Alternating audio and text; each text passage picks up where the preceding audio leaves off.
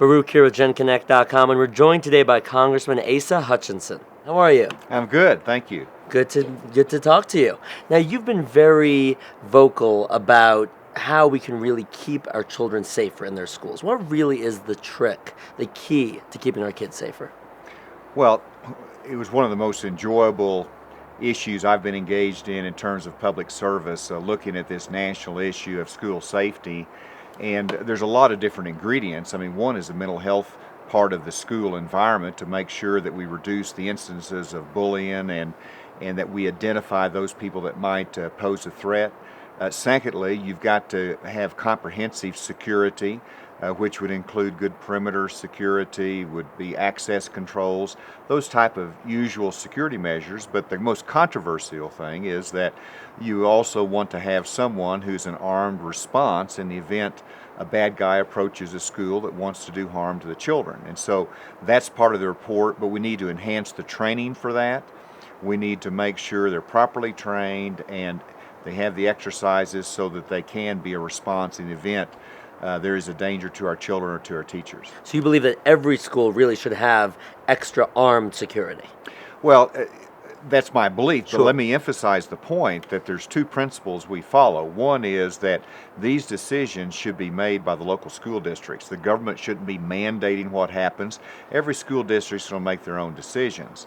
Secondly, it's important that teachers teach and others should protect. So we're not advocating that teachers go into the classroom with a weapon at their side. There's others in the school that need to be trained, that have a background in enforcement, that can properly be a response person in the event something danger happens. So those are two fundamental principles, but within that context, absolutely yes. I think a school is safer when you have an armed presence versus one that doesn't. And what about national security? You're, of course, one of the top experts in that field. What do you think the future of Mr. Snowden will look like? Well, I hope it's a prosecution. And everybody has different views on the program itself to gather data. But regardless of your view on that, we can't have a system in which people make their own decisions as to what should be disclosed and disregard national security concerns.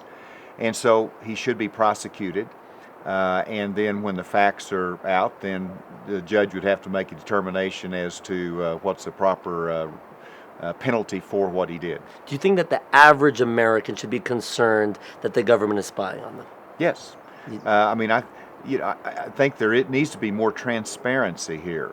I am concerned about it. The NSA is for Foreign Intelligence Surveillance. The FISA Court, Foreign Intelligence Act, that allows the courts to approve these warrants, it's all toward foreign investigations and surveillance to fight terrorism abroad. And so to be able to say we need to have data on our citizens and information is beyond the scope, in my judgment, as to what the court and the NSA should be engaged in. You're running for governor in 2014. Clearly, you are bringing a new vision to your state. You have a vision of what you want to change. What would you say is the number one thing you'd like to bring to the table? Without any question, it is sustained economic growth. We need that for our nation. We need it for each individual state. And of course, I'm concerned about Arkansas. And we have a great opportunity to bring manufacturing back to Arkansas and to our country. We have an opportunity to create an environment of the private sector growth greater than the government growth. We have some obstacles for us right now, which would include the implementation of the healthcare system, Obamacare, that is a challenge for small business, and our taxes that are high in terms of being competitive. These are all things that I think are important for a state to engage in, and I hope Arkansas can enter really a great period of economic prosperity. What's been the number one piece of advice that you've received as you've climbed up the ranks? Be true to your own convictions. You know, what the American people are looking for are people that have political courage, and that is to be in an audience and to state your convictions and not just state what needs to be heard. And I hope that when they look back on my whole career that I stood for my convictions and I led where I could and had that opportunity for service, and through that make a difference. But people are looking for political courage and conviction. Congressman Hutchinson, thank you so much. Thank you. Good to be with you. And for more with Congressman Hutchinson, be sure to check out genConnect.com.